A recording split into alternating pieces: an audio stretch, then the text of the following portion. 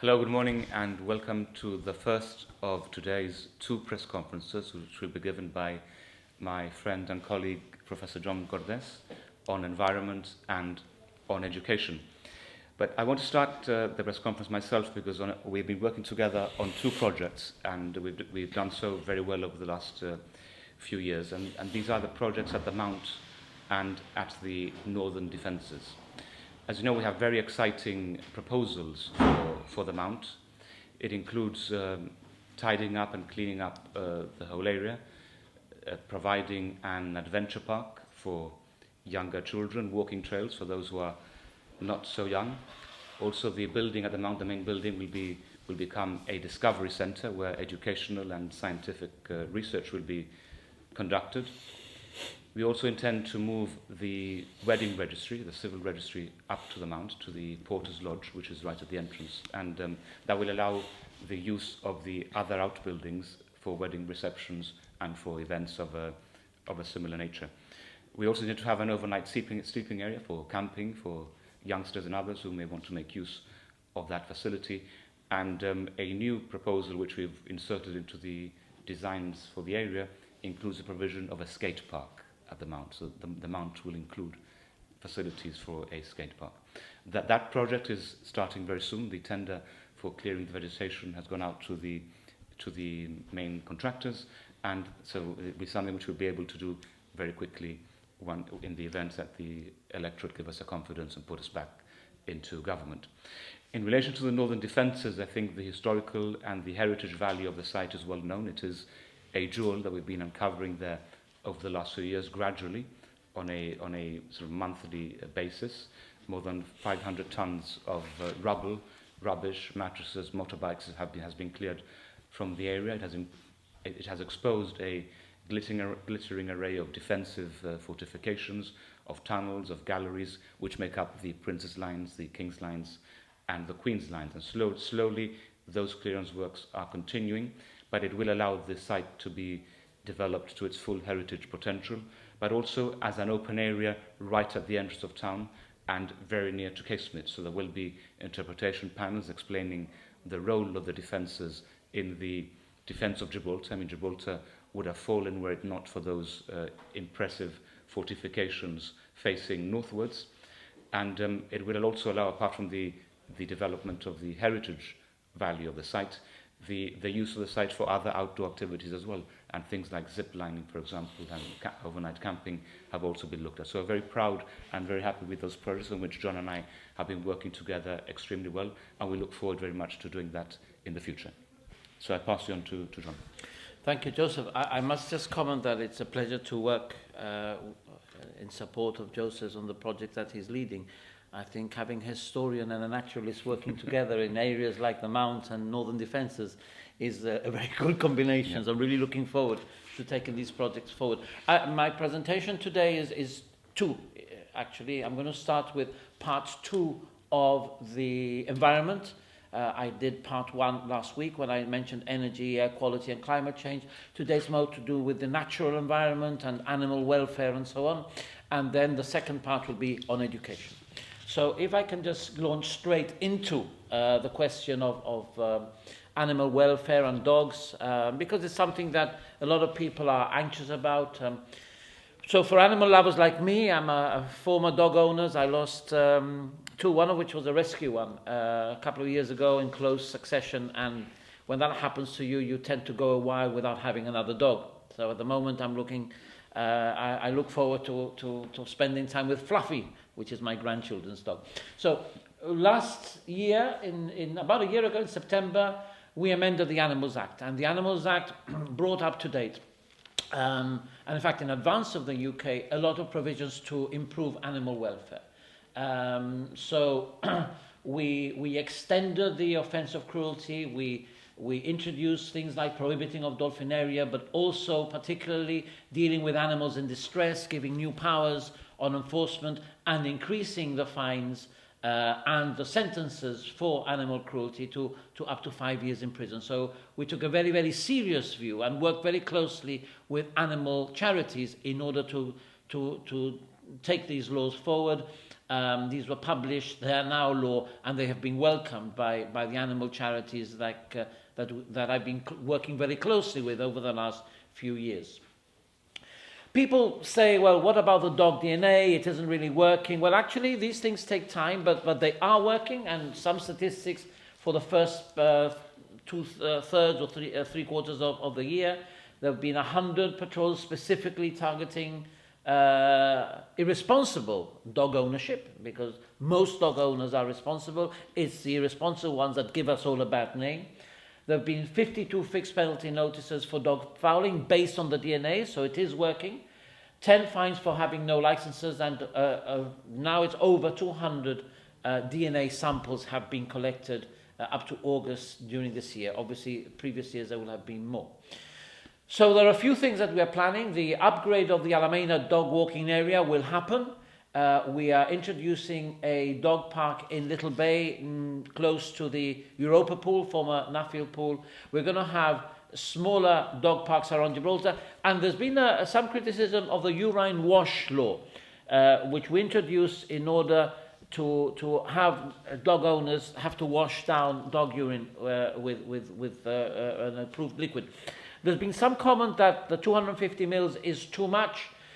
This law was introduced with a starting time of 1st of January to give enough time to get feedback from dog owners. So I've already reached out to the group that is looking at this, and I do agree that perhaps this is a little bit too much, and we will have time, if we get elected, to tweak it so that it responds to what dog owners actually want. So my door has always been open, and I look forward to discussing that with them and making sure we get it right before it becomes law on the 1st of January.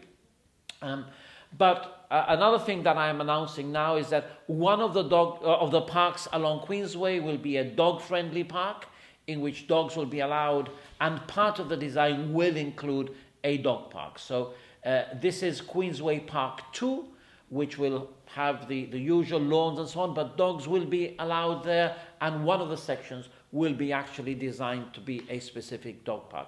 And as people know, we actually know how to do parks. We've proved it in Theatre Royal and in Commonwealth Park, so this is something that will happen. If I can move on to other areas like the natural environment, we have made unprecedented progress on the natural environment in Gibraltar. I'm going to show just a few examples. We haven't got time to do the whole lot, but this includes over 100 new laws, which includes the animal welfare ones I've mentioned, ivory bans, ban on circus animals, on dolphinaria, plastics which impact on marine life, a Tree Protection Act, which is the first time we've had a specific Tree Protection Act in Gibraltar, marine protection, different laws, and so on. So I'll go into some of them in a minute. But let's have a look at the Gibraltar Nature Reserve. The Gibraltar Nature Reserve did not exist till 1991, when the GSLP government of the time enacted the Nature Protection Act and the designation of the Upper Rock as the Upper Rock Nature Reserve, and that covered 17% of the surface area of Gibraltar. Then in 1993, there was an amendment which slightly enlarged the nature reserve to include, if you see the copies, more of the eastern side and the whole of the northern defences. Then nothing happened in the years of the former administration until 2013, when we once again expanded the nature reserve to include the slopes on the east side, which are a very important habitat. And then further on in 2016, we increased it further, as you can see. And finally, in 2019, we added the Devil's Tooth Green Corridor. So we've increased the nature reserve in Gibraltar, which is now the Gibraltar Nature Reserve, because it's not exclusively the Upper Rock, and by 39% since we came into office, and it hadn't been enlarged previously since the GSLP government, the previous GSLP government, and it now includes 37% of the territory of Gibraltar, which is extremely high when you consider any other jurisdiction. So something that we are proud of. And one of the latest additions, I'm not sure whether this will play. Yes, it will. This is a video we released some time ago, which shows the latest edition, which is the Devil's Tooth Green Corridor, an area which a lot of people didn't even know was there. It's really impressive from a scenic point of view, and also holds important birds and plants, which have a little refuge in this gorge, and there are plants there which are rare or absent in the rest of Gibraltar. And it links the protected area right through towards the Europa foreshore area. The next thing that we want to do with nature conservation is progressing our bid to have Gibraltar included in the biosphere reserve of the Mediterranean, which is the natural history version of World Heritage Site, and we are working on that. Just a few good news stories. The Barbary partridge, some people made fun of those signs when they started appearing. It's to alert drivers of the fact that there is wildlife, and unfortunately we still have partridges and snakes and macaques run over. But one of our biggest successes has been the reintroduction of the Barbary partridge, which the opposition in the times of Jaime Neto said I would be responsible for the extinction of the Barbary partridge in Gibraltar, and now we have Barbary partridges all over the place, including a captive breeding program and release, which is run in partnership with GONS, the Natural History Society. We've also re-established the population of wild rabbits. They're kept for a while in captivity and then they're released. And we are trying to attract other wildlife, like, for example, ospreys, by building artificial nests with decoys meant to attract them. They nest in the area, they used to nest on the rock, and we're working on rewilding of the upper rock. A lot of work has gone into the paths. We reopened the footpath to town from Devil's Gap. We did work on Mediterranean steps to make it safer and to encourage the use. We've put picnic tables in Princess Caroline's batteries and different parts of Gibraltar, without even mentioning the enhancement of the experience with things like the Windsor Bridge. There is now a full-time crew which is doing repairs on the upper rock, clearing walkways and opening areas for nature as well, and renewing and maintaining the water depots, which are so necessary in the event of fire. There is other work going on in other parts of Gibraltar, not exclusively the nature reserve, like we've done in the Europa Point area, where we've recovered green areas there at the very end, and also the Nanswell green area, which we have mentioned before. Creating new habitat by opening dense vegetation, which allows more species of wildlife to use it, including the partridges and the rabbits. And we've gone a long way to improving the management of the Barbary macaques by providing ponds. And if you remember, when we were elected 8 years ago, the macaques were everywhere in town, in Moorish Castle, Lagoon Estate, Catalan Bay, Trafalgar, and we were told, oh, you'll never be able to manage it. Look. And I always said, nature needs time. We need to put in these different steps.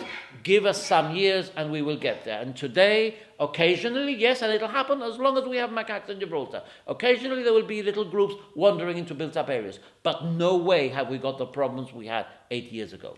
So that is another success.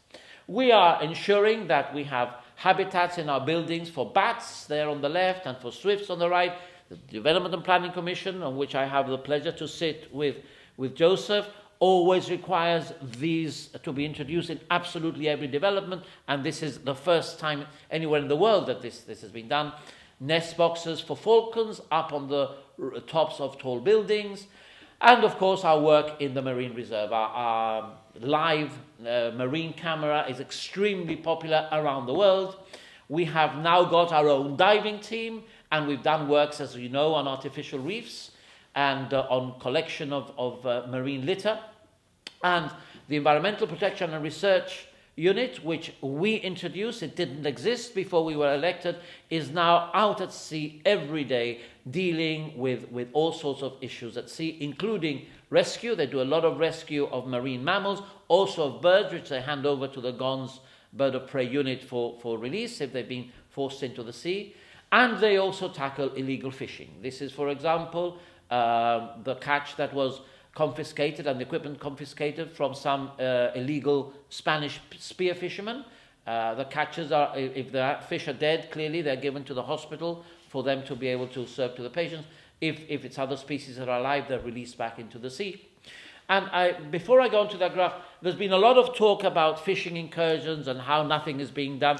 A lot is being done. These men are out there every day. They are tracking and they are challenging illegal fishing. We have been able, with our nature protection laws, to obliterate the problem we had 8 years ago when there were rows and rows and rows of shore fishermen with their rods blocking the whole shore. That completely went away. Illegal spearfishing as well, and commercial fishermen are tackled on a routine basis, so much so that they wanted to hold a demonstration just a couple of weeks ago to complain about the harassment, supposed harassment, by our environmental protection unit. If they weren't doing anything, why would they want to demonstrate against it? They didn't have a lot of support, but that's because it is not that supported even in Spain. But if you look at the graph of incursions, you can see it was when we inherited the situation in 2012, we had over 300 incursions. There was a peak following the artificial reef incident, and then 2017 was particularly low, not sure what reason, but even 2018, where it rose again, you can see the trend is definitely down. And our tactics of continually challenging seem to be working. We have proceeded with reef creation by sinking vessels and other artificial reefs, and it's interesting to see how the GSD in its manifesto says they will produce or create artificial reefs, when Danny Feetham himself, not that long ago, and I have a press cutting here if anybody wants to see it, actually said that he would consider removing our artificial reefs. In the same way that he now criticizes us for not implementing our marine protection laws well enough, even though he has criticized us when we did away with the illegal fishing agreement, which allowed as many boats as wanted to come on the east side to fish off the east side. But let's leave that to one side. Let's now go on to something more positive, the green Gibraltar that we are committed to, the green lung, green corridor along Queensway, one of which, as I've said, will be open to dogs. I believe it's this one. And Grand Parade, where we've responded to the NGOs and decided to have a leisure facility, a garden area with water features, and something which will enhance the community. And the parking will be underground, so it will not prejudice the residents of the area. Just a few more views of the plans for Grand Parade. There you go. Just a few. And we will obviously recover the Glasses area where St. Martin's School now sits. And we will be including other facilities in discussion with the residents of Glasses and Laguna. Joseph has already mentioned the northern defences. This is an artist's impression of some of the features that we are thinking of putting in. Also the Nuffield Pool area, which, as I said before, will include a dog park, which we've rescued from high-rise development, which would have destroyed the historical character and the natural character of the area. And, of course, the Mount, which will include a skate park, will include recreational areas and areas for receptions, as Joseph has said, for weddings, the wedding registry at the Porter's Lodge, and yet it will remain the natural area. So the natural areas will be retained, there will be nature trails through it, and there will be a footpath link to the Upper Rock. We have also mentioned what we are looking at doing in the Gib Dock area, and we will preserve both iconic vistas and our natural spaces.